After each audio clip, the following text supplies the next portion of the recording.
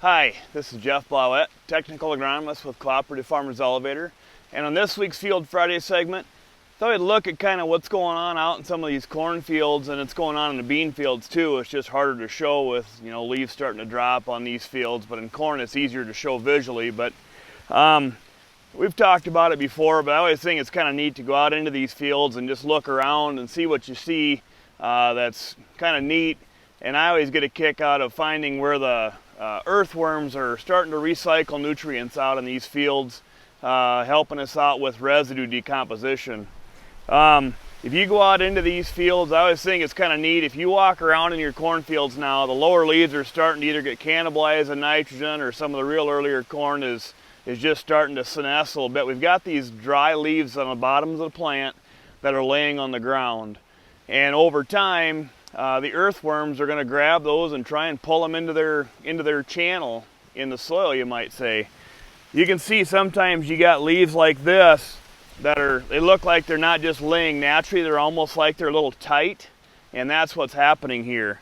You can see here we've got, this one was in a hole there. This is even a better example of, you can see that this leaf is one of the first ones to lay down, and it's in there in that channel pretty good. And as we pull it, yeah, I broke it off, but there's a lot of things have been pulled in. There's little chunks of the corn stalks from previous years and soybean residue. And as we dig it, that little hut, all that residue has been pulled right on top, and there's the channel.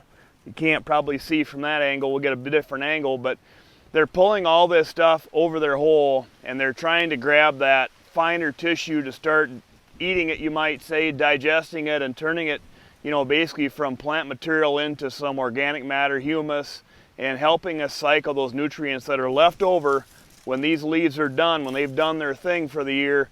We want those to degrade in the soil and help us for future years, and that's how it happens in general with the earthworms taking that for us.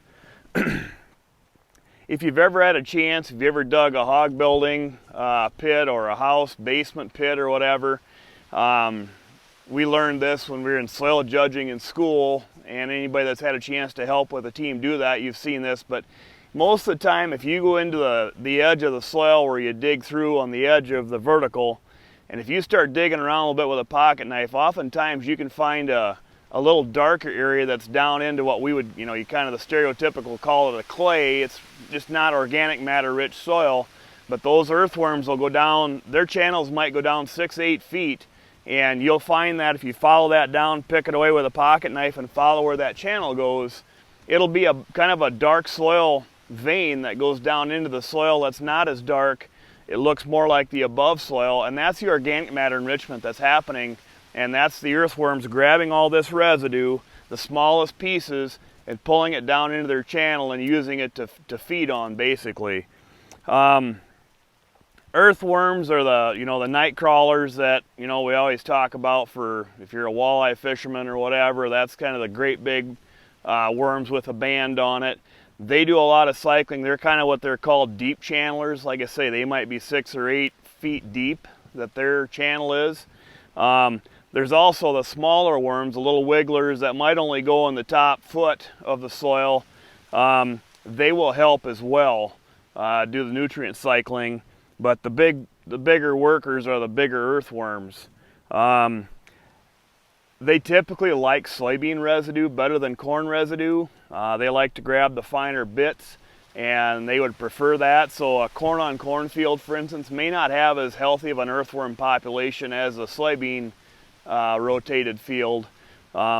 Tillage is a factor too. Corn on corn, long rotation corn typically gets more aggressive tillage.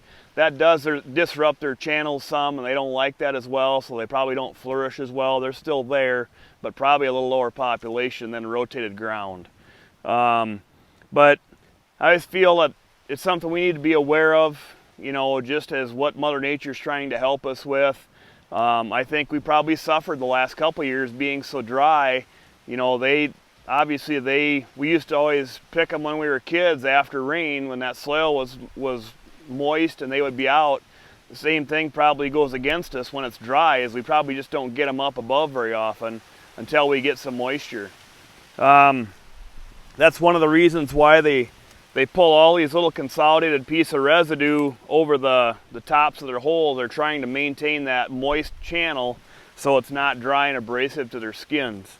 So I don't know, I just kind of like that kind of nature stuff that you see out in the field. If you look around, you can probably find it in any field you go look at if you want. I just think it's kind of a neat thing.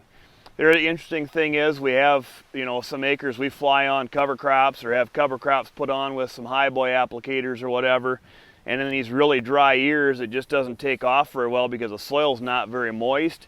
But you will find that there will be some of those seeds are grabbed and pulled into those little huts. This field doesn't happen to have it, but you can find where they pull that into those little moist huts, and that seed will germinate there, so you'll have little clumps of that cover crop seed growing again. So it's kind of neat to see. But I guess just wanted to show you guys what we're seeing. It's something you will see most years. So with that, that's this week's Field Friday segment, and we'll see you next week.